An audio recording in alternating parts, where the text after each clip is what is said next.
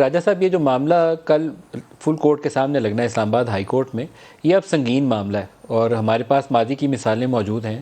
آپ کو کیا نظر آتا ہے کہ عدالت اسے کس طریقے سے دیکھے گی؟ کیونکہ میں نے 2014 سے کچھ بیانات چند ایک صرف سنوائے ہیں۔ ایک تسلسل ہے جسے احمد بلال صاحب نے کہا کہ یہ ان کا طرز عمل ہے، یہ کوئی جسٹ ایک ریئیکشن نہیں تھا ایک مومنٹ کے اوپر۔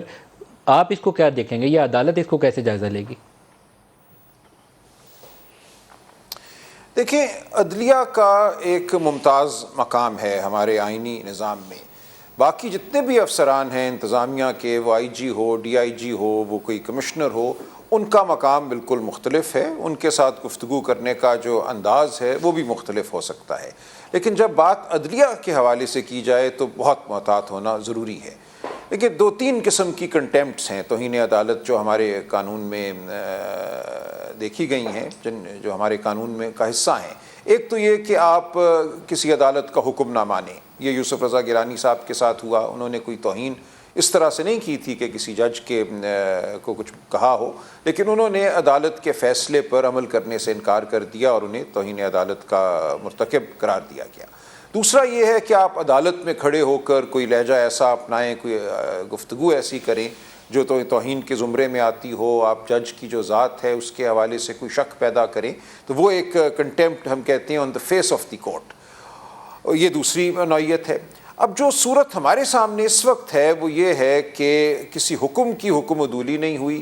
یہ بھی نہیں ہوا کہ عدالت میں کسی جج پہ کوئی نازیبا الفاظ استعمال کیے گئے ہوں، کوئی تہمت دھری گئی ہو، لیکن ایک عوامی جلسے میں ایک انداز گفتگو اپنایا گیا جو بالکل میں سمجھتا ہوں مناسب نہیں تھا ایک جج کے حوالے سے، اور اس سے یہ تاثر پیدا ہوا کہ اس جج نے کوئی ایسا غیر قانونی کام کیا ہے جس کے حوالے سے اس کے خلاف کوئی تادیبی کارروائی ہونی چاہیے۔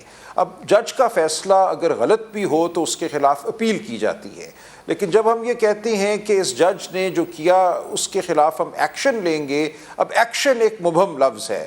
کیا ایکشن میں اپیل شامل ہے؟ اپیل دائر کرنا مقصود تھا یا اس سے ہٹ کے کوئی ایکشن لینا ہے؟ اب وہ ایکشن یہی ہو سکتا ہے کہ آپ کسی جج کے خلاف درخواست دیں کہ یہ جج کسی کرپٹ پریکٹس کا مرتکب ہے یا اس نے کسی بغض کی وجہ سے کوئی فیصلہ کیا ہے اور اس کے تو خلاف سر، لیکن اسلام آباد ہائی کورٹ کا جب کل وہ فل کورٹ بیٹھے گی تو اسلام آباد ہائی کورٹ اس کو جائزہ لیتے ہوئے اس کو کیسے دیکھے گی؟ یہ تو میرے سامنے بڑا سوال یہی ہے کہ وہ ایکشن تو ایک بڑا مبہم ہے۔ میں نے پہلے رانجہ صاحب سے بھی یہ پوچھا کہ وہ کیا عدالت اسے تنبیہ کنسیڈر کرے گی یا اس کو دھمکی کنسیڈر کرے گی، کیونکہ دونوں کی پھر امپلیکیشنز ڈیفرنٹ ہوں گی۔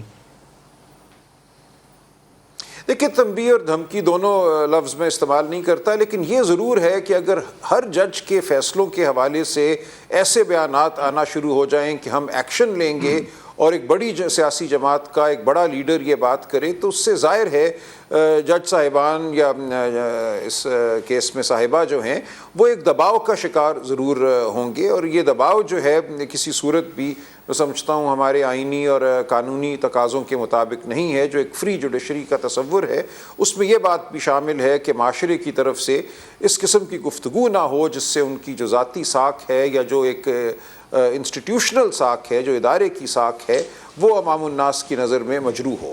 تو میں سمجھتا ہوں یہاں ایک اور چیز کی وضاحت کر دیں، اگر عمران خان کل یہ مناسب سمجھے ہیں کہ وہ جا کے عدالت کے سامنے معافی مانگ لیں یا تحریری اپنا وہ ایک معذرت نامہ بھیج دیں وہاں پہ، تو کیا وہ کافی ہوگا؟ میرا خیال ہے، دیکھیں، ایسے معاملات میں عدالتیں بالعموم جو ہیں ایک فراخ دلی کا مظاہرہ کرتی ہیں، اور اگر کوئی شخص اپنی غلطی کا اعتراف کر لے، یہ مان لے کہ جوش خطابت میں ایسے الفاظ ادا ہو گئے، ایسا پیرایا اپنایا گیا جو شاید مناسب نہیں تھا، تو اس صورت میں عدالتیں تنبیہ کر کے فراخ دلی کا مظاہرہ کرتی ہیں اور ضروری نہیں ہے کہ وہ سزا دیں۔